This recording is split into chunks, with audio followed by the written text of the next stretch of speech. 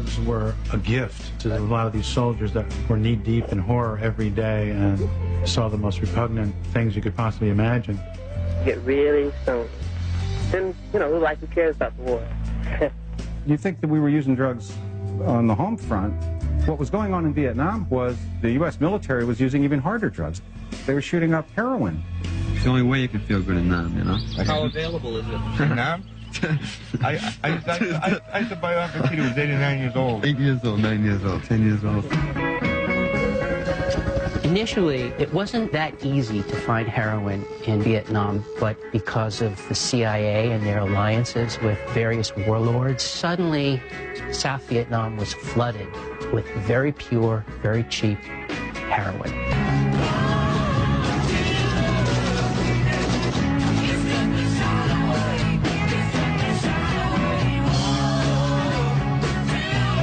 I was over in Vietnam a number of times with DEA, saw stuff that was unbelievable. And this is one of the places GIs buy drugs.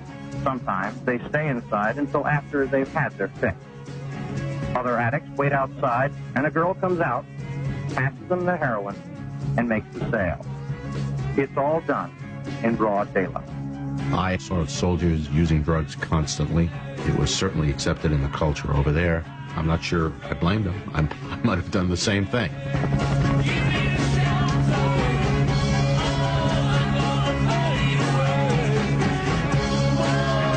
In the spring of 1970, you had 2 people overdosing a month. By that fall, there were 2 people overdosing a day. 1 in 4 servicemen became addicted to heroin.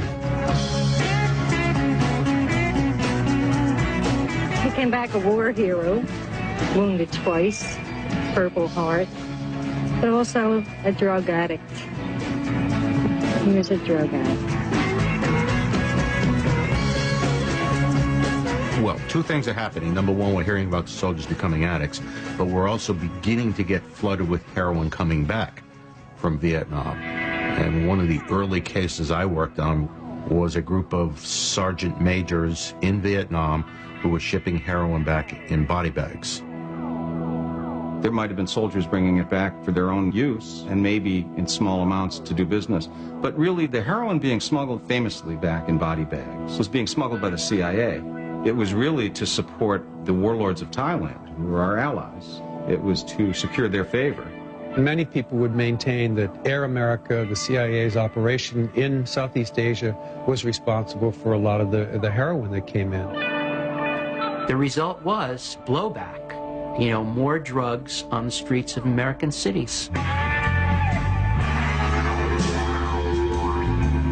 I saw my former classmates returning from Vietnam. Many of them came home with drug addiction problems. That was when I really became aware that there was a drug issue.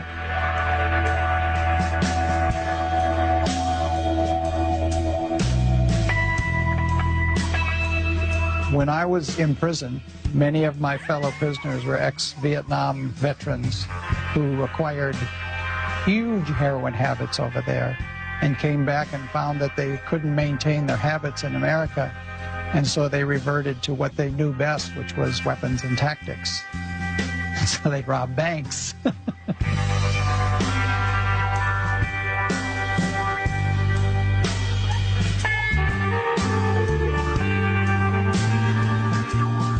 It was becoming obvious that there was a direct correlation between street crime and heroin addiction.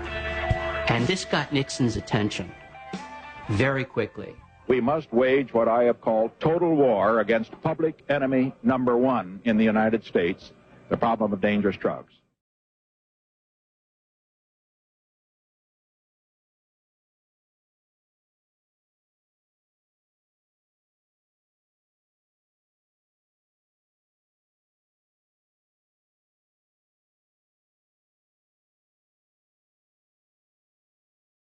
And we reading through the documents, and then that's when Gary Webb started explaining it to us, and we was like, everything came together now. One of the most paramount moments, perhaps caused by Gary Webb's Dark Alliance, took place in November of 1996. It was a monumental historic event. I mean, the director of the Central Intelligence Agency was coming to Watts to face the people. Now, we all know that the U.S. government and the CIA supported the Contras in their efforts to overthrow the Sandinista government in Nicaragua in the middle 80s. Now, it is alleged the CIA also helped the Contras raise money for arms by introducing crack cocaine into California. I am a former Los Angeles police narcotics detective, and I work South Central Los Angeles, and I will tell you, Director Deutsch, that the agency has dealt drugs throughout this country for a long time. And I was able to name operations. Director Deutsch, I will refer you to 3 specific agency operations known as Amadeus, Pegasus, and Watchtower. I have Watchtower documents heavily redacted by the agency. I was personally exposed to CIA operations and recruited by CIA personnel who attempted to recruit me in the late 70s to become involved in protecting agency drug operations in this country. He stumbled and stammered and wrung his hands.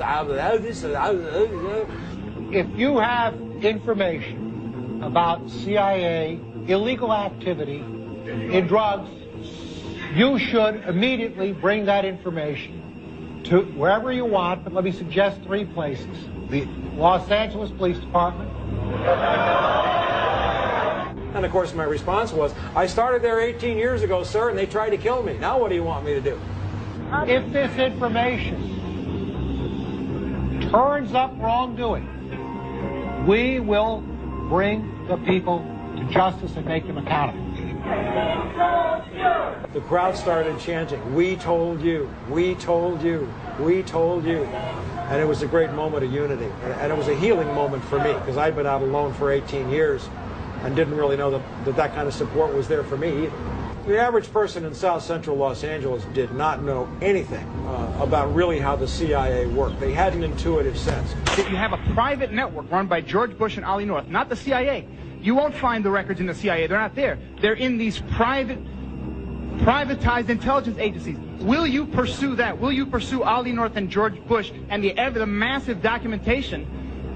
All these gentlemen, like this gentleman here, the co-defendant of Ricky Ross. They needed the money to finance the war in Nicaragua.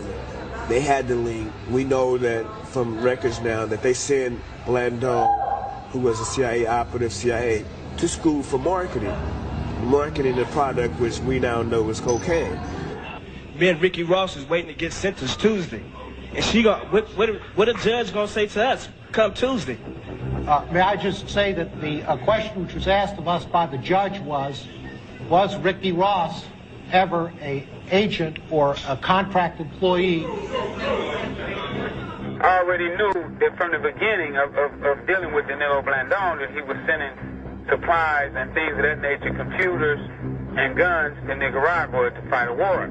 Ricky had already served a 5.5-year sentence for dealing crack, but was now given a second 20-year sentence after being set up by his former partner Blandon, while Oliver North walked away as a hero, wealthy and free to try his hand at politics.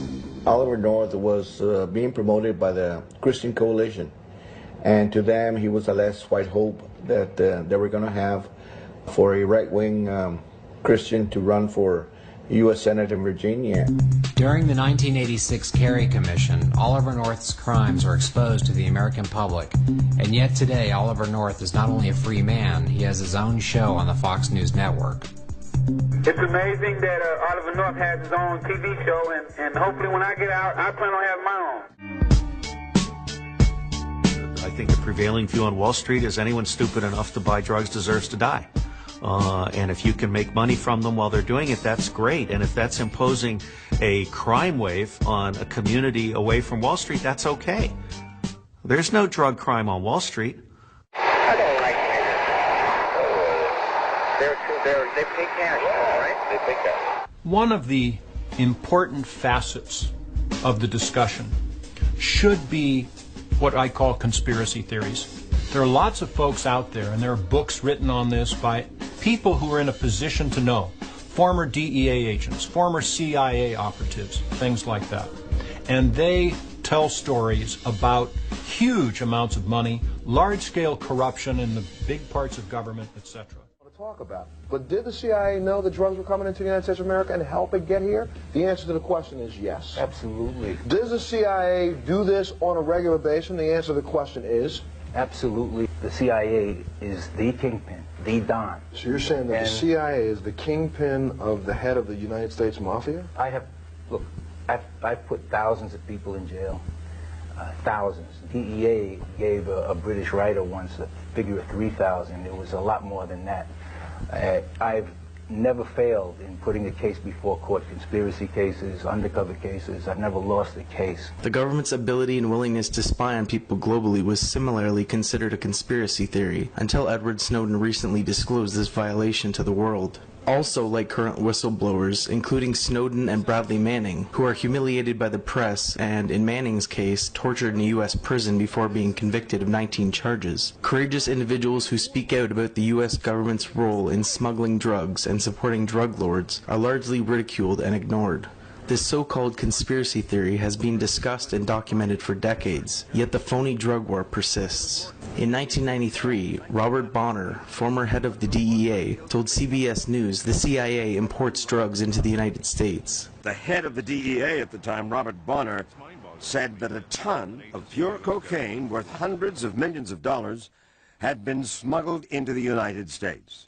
And he blamed the CIA, saying the agency had joined the Venezuelan National Guard in drug smuggling. Let me understand what you're saying. A ton of cocaine was smuggled into the United States of America by the Venezuelan National Guard? Well, in cooperation with the CIA? That's exactly what appears to have happened. As a response to Bonner's admission, Frederick Hitz, the CIA's Inspector General, told a congressional committee that the CIA has a history of working with drug dealers. In fact, Hitz said the agency secured a waiver from the Department of Justice in the 1980s, allowing them to conduct drug smuggling activities.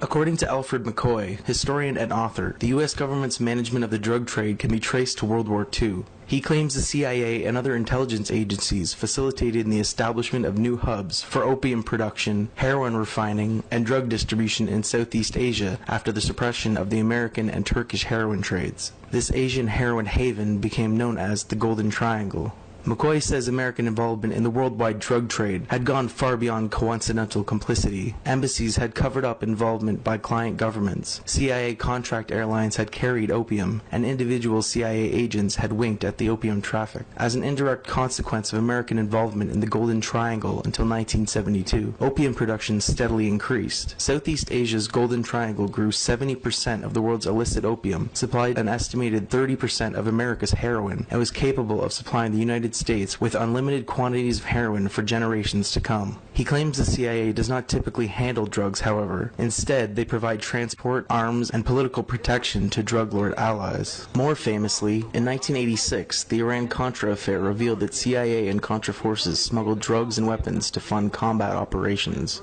There are a lot of questions about who really was involved and why. 2 men in jail in Miami awaiting trial, an air charter company owner and one of his pilots, say some Contras sold drugs for weapons. The pilot, Gary Betzner, is a confessed, convicted drug smuggler. In a statement, he said he made 3 drug deliveries for men his boss told him were Contra officers, backed by U.S. agents.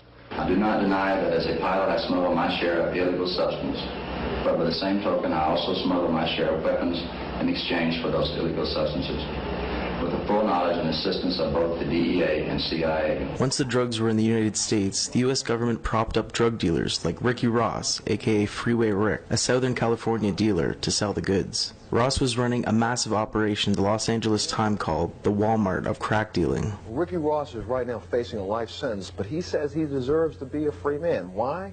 Because he says the CIA used him as a pawn to sell drugs to help fund the secret war in Nicaragua. Take a look at this tape.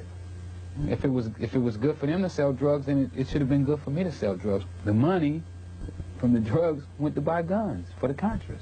Ricky Ross was selling cocaine to the point of making $3 to $4 million a day. He sold so much cocaine, it hurt his fingers to count the money. Not only in Los Angeles, but in Cincinnati, in St. Louis, all the way across America. So some can say, and this is the reason why people are so angry at you in your article, is that Ricky Ross, the dope dealer, was supplied by the CIA because Blandón was an operative for the CIA, correct? Blandón and Meneses were working for an army that was a wholly owned subsidiary of the CIA. They were meeting with CIA agents.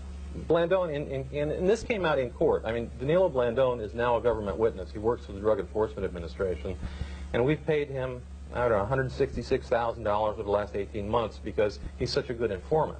So they put him on the witness stand in Ricky Ross's case, and he testified that in 1981, he went to Honduras, he met with the commander, the military commander of the CIA's army, and he was instructed to go raise money in California for this Contra army. And he was told that the ends justified the means. And those ends being sell cocaine if you have to. Well, look, he was in the room with the Nicaraguan representative of the Cali cartel, Mr. Meneses, and he was in the room with a government marketing expert named Danilo Blandón. Now, if they weren't talking about selling cocaine, I don't know what they were talking about. In 1996, Pulitzer Prize-winning journalist Gary Webb wrote, "For the better part of a decade, a San Francisco Bay Area drug ring sold tons of cocaine to the Crips and Bloods street gangs of Los Angeles and funneled millions in drug profits to a Latin American guerrilla army run by the U.S. Central Intelligence Agency."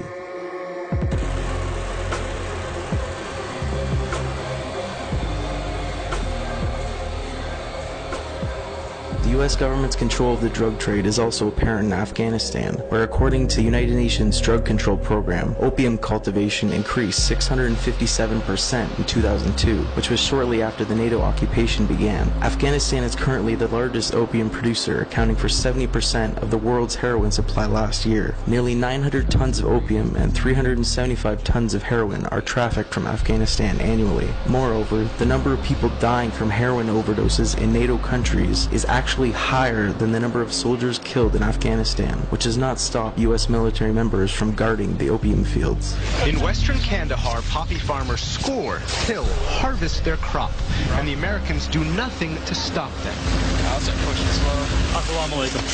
U.S. soldiers greet farmers. Can you show me which poppy field is yours? They commiserate with farmers having a bad harvest. Tell them I'm very sorry for this field this year, and hopefully there's a better harvest next year. And in one case, they even paid a farmer $1,000 after U.S. and Afghan special forces burned his crop. If you can come down to the base or on my next visit, I'll make a payment. This is controversial. The opium trade is the Taliban's main source of funding. Last year, a spokesman for the Chihuahua state government in Mexico told Al Jazeera the U.S. government does not fight drug traffickers, but merely manages the drug trade. His comment came after the Fast and Furious scandal, where the Bureau of Alcohol, Tobacco, and Firearms provided Mexican drug gangs with 1,700 guns, including the AK-47 used in 2010 to kill Brian Terry, an American Customs and Border Protection agent. The federal agency is now retaliating by firing the agent who blew the whistle on the mission that allowed thousands of guns to get into the hands of Mexican drug lords. That's known as Fast and Furious. Some of those weapons, 2 of them in fact, were found at the scene when Border Patrol agent Brian Terry was gunned down in December of last year. Now the ATF whistleblower, Vince Cefalu, joins me now. This badge was being taken away and your gun was taken away as well, correct? That's correct. When I challenged it to them, they said that they were doing just what the attorneys had told them to do, which is the standard protocol anymore for decisions within this bureau.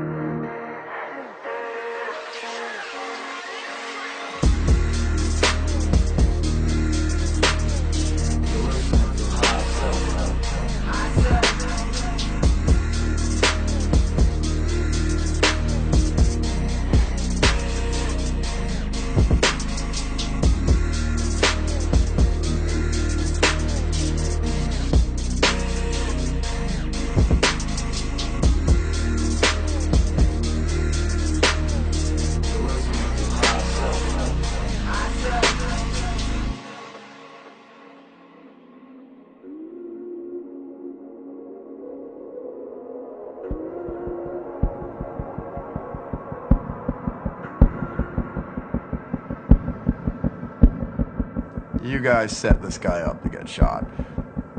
Whatever. Fuck, right on, man. We got to kill, whether, you know, we knew he was a bad guy or not. We were smoking, we were high, and Morlock's like, man, you know, we straight murdered that dude. Why am I the only one that's not okay with this? Why is it just me? Specialist Adam Winfield's father, Chris, warned the Army, but tragically, Army officials refused to investigate. His son now charged in the third killing that took place 3 months later. Staff Sergeant Calvin Gibbs on patrol in Afghanistan 3 days after he allegedly orchestrated the murder of an Afghan civilian. If the charges are true, he used those medical shears tucked into the top of his flak jacket to cut off fingers as trophies. He's crazy. There's something wrong with that guy. And I've seen him kill, you know, like I know he's killed dudes. Specialist Jeremy Morlock, who is accused of taking part in 3 murders earlier this year, made that statement to Army investigators as he described Gibbs's actions. Pulled out one of his grenades, American grenade, you know, popped it, throws the grenade, and then, you know, tells me Winfield, all right, dude, you know, whack this guy, you know, kill this guy, kill this guy. Winfield is Specialist Adam Winfield, who admitted to being a member of Gibbs's kill team. That's what he called it, our kill team. What did he mean by that? He meant that he was going to kill people. Winfield, too, is charged with murder. It's pretty much the worst thing I've ever done in my life. Looking back, was there any way that shooting could have been justified at all? No. Winfield claimed he was too afraid of Gibbs to blow the whistle. What do you think he would do? I think he would kill me. And why do you think that? He said it. He said if anyone ever ratted on them, he would kill them. Another soldier, Emmett Quintal, told investigators what happened when a private named Stoner blew the whistle on drug use in the squad. Gibbs sat down casually and told Stoner that if he snitched again, he would kill him, and that he has killed people before and he has no problems killing again. At that time, Staff Sergeant Gibbs had a cloth. He opened it and dropped it, and 3 human body fingers fell on the ground. And yes, there are pictures of soldiers posing with the bodies of their victims. The Army is doing everything it can to keep those photos from becoming public.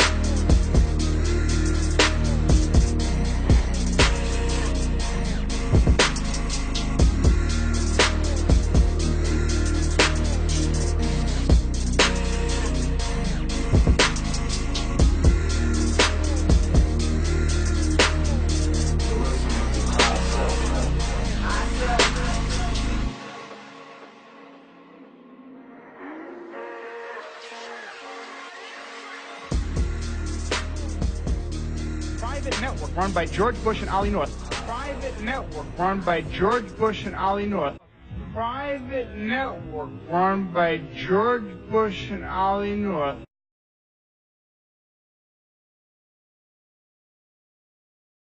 The real killing to be made in Queen Victoria's empire was from something far more pernicious than bird droppings.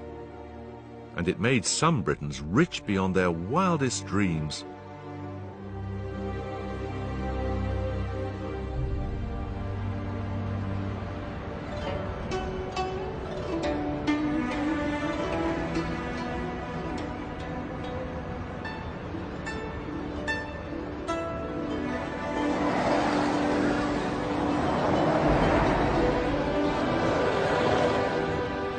The former British island colony of Hong Kong is so densely packed with banking and trading firms, it's known as the world's most vertical city.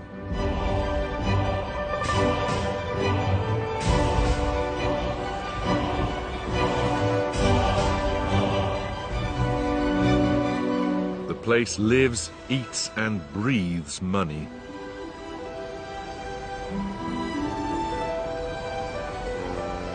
The story of how Hong Kong came to be British reflects the empire's often ruthless pursuit of profit. It's an extraordinary story, even if it is one of the most shameful in British history.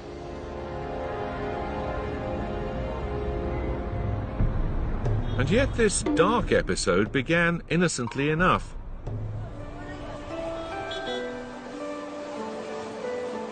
It was born from the English passion for a cup of tea.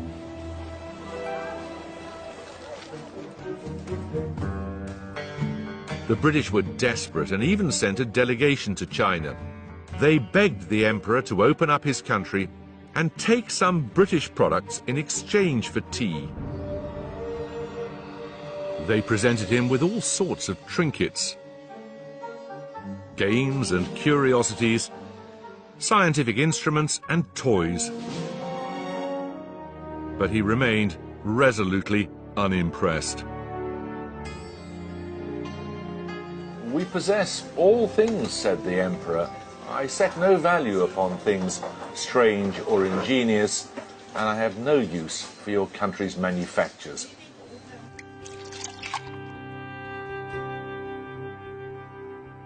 But to get the tea they craved, the British had one thing to trade that many Chinese craved even more: opium.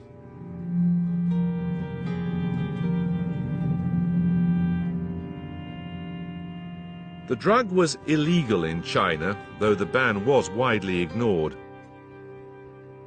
There were an estimated 12 million peasants addicted to opium. The authorities there called it a deadly poison ruining the minds and morals of our people. The British grew opium poppies in India. There they processed it in factories on a colossal scale. Finally, it was shipped to China and sold to smugglers. With the profits, British traders bought Chinese tea.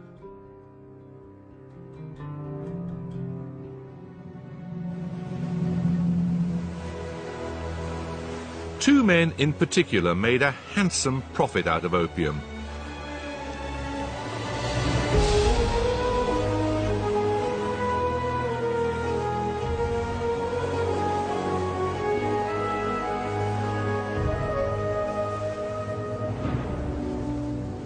One was William Jardine, the son of a Scottish farmer.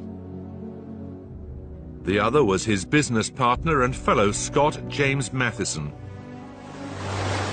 From boats moored off the Chinese mainland, they sold industrial quantities of opium to be trafficked into China.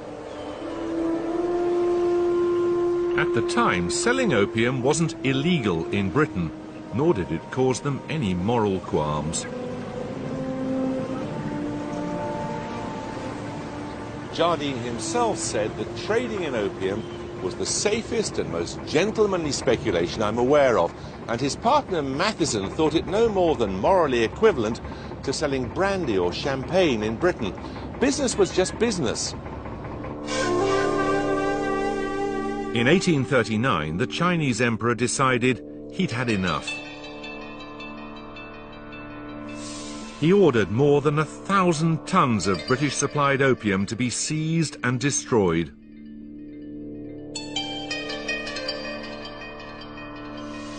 The British government was outraged. It invoked a sacred and very convenient principle, the principle of free trade.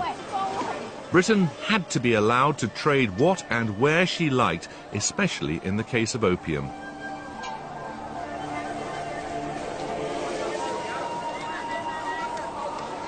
Opium was making Britain rich. It soon accounted for over a fifth of the income of the government of India.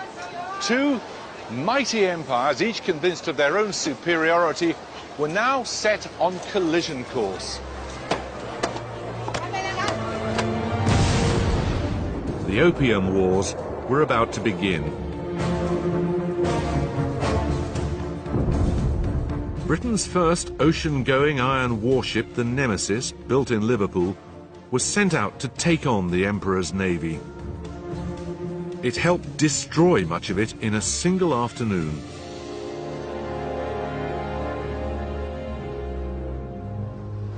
The Chinese had no choice but to surrender and to open 5 ports to British trade. China had been forced.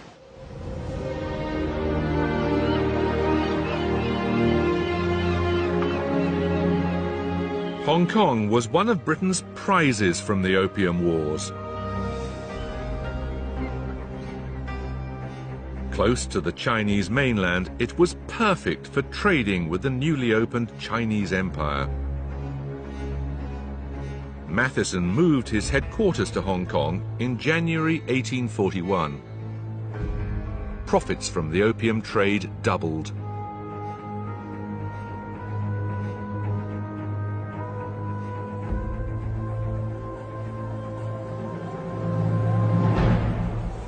So this most bustling of British colonies was built on a drug which stupefies people. Even more remarkably, the British continued to ship opium into China until well into the 20th century.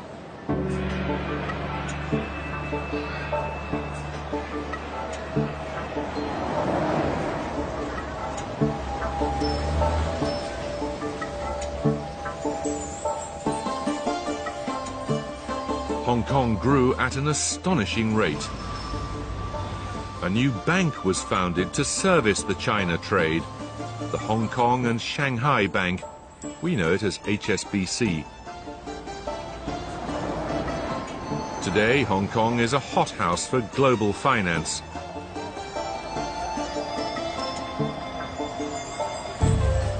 But what about the company that played such a large part in founding Hong Kong's prosperity?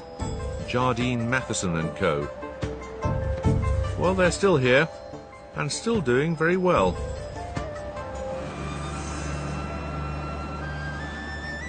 These are the modern headquarters of Jardine Matheson. The round windows have earned it the local nickname, the building of 1,000 orifices.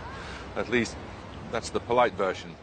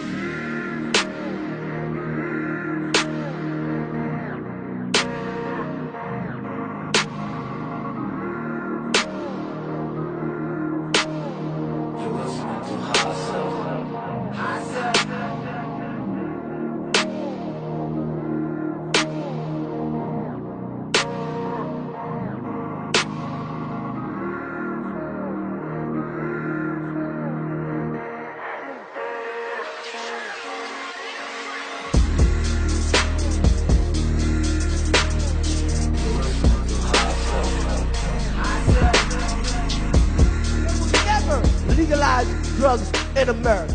Okay, the first reason they will never legalize drugs in America is because the government makes way too much money putting our brothers and sisters in fucking jail, okay? That's first of all, okay?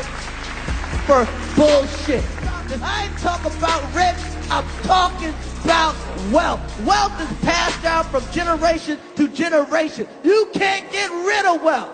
Rich is some shit you can lose with a crazy summer and a drug habit.